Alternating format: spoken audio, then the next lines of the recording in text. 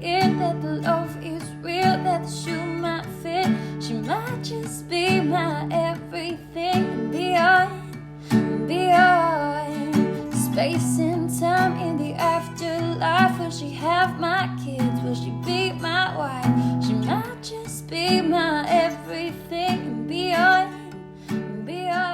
All right, everybody, happy hump day. Welcome back to Morning Coffee with your host, Rick Alexander. Should you jump is the theme of the week, and we're talking about all kinds of crazy stuff. We're talking about values, growth, freedom, control, all of the reasons that pushed me over the edge. I decided I had to find out what lied on the other side of something ventured. And look, there comes a time where I had to make the decision I would rather die on my feet than live on my knees. And that might be the situation that you're in too. Or maybe the decision to jump is much more subtle. Maybe it's not so life and death. Maybe I'm being dramatic. I don't know. But look, I'm going to outline the reasons that I decided to jump, and then you can weigh them against your own decisions, and hopefully you can get a little clarity. Because like I said in episode 1, clarity is what is going to allow you to feel comfortable in your situation, especially when all the critics are coming in hot from every side. So today I want to talk about a shift in you. See, beyond your values and your ideal lifestyle, there's another reason that you must jump. And that reason is that the person you are now is no longer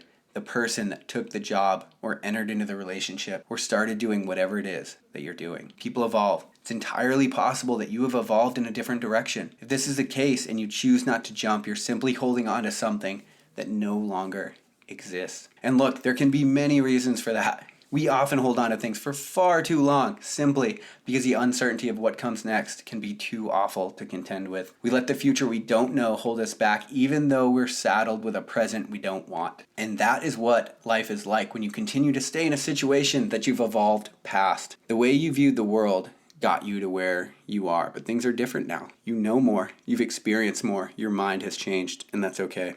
On some level, you have to quit holding on just because you're scared. And look, we have a tendency to beat ourselves up sometimes. I know a lot of people that have stayed in abusive relationships and then they look back and like, what was I thinking? It doesn't matter. Like, it does not matter. The best advice I've ever heard in the world is you've already looked back enough. It no longer matters. Whatever you want to do in the world, you have an idea of who you want to be in the world. The only thing that's going to matter from here on out is how you control yourself going forward. What you do now and forward. You've already learned the lessons. You've already relived it. Don't beat yourself up anymore. You need a break. I'm telling you. I've done the same exact thing. I've looked back and I've wondered, like, what? Why would I have done that to myself? Why would I have done that to them? The person you are, it got you to where you are today. You can only be so mad. We become somebody in the world and it helps us to get to a certain point. But look, there is a point where you have to realize what got you here. It won't get you there. And maybe you're thinking about jumping or pivoting into something else, or maybe you just know that you eventually will need to jump. It really doesn't matter. But I'm going to say something to you now that should sort of stand as the ultimate reason for should you jump or not, right? Because we got the values. You've already been thinking about the values. You've already been thinking about how those stack up and whether your values and your needs are being met. But here's the deal. You know.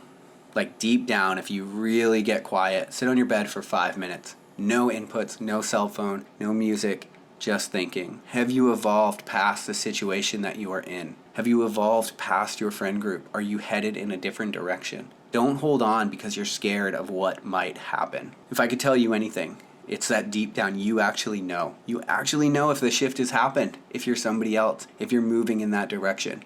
And look, just like your values, you got to be true to this idea that you've evolved and that you're going in a different direction and that you want something different or more for your life, and that's okay. Everyone's not going to understand it. I've talked a lot about how uncomfortable a shift in you is going to make everybody around you. It's okay. It's not a big deal. People change. You know, in politics, we have this thing, and I've said it on the show before, but we're like, oh, we don't like flip-floppers. Like, oh, they were this way and now they decided. Excuse me.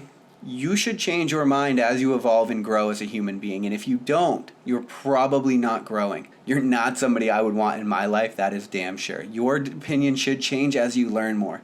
As you learn more facts, as you meet more people. You should have more compassion for people as you meet them.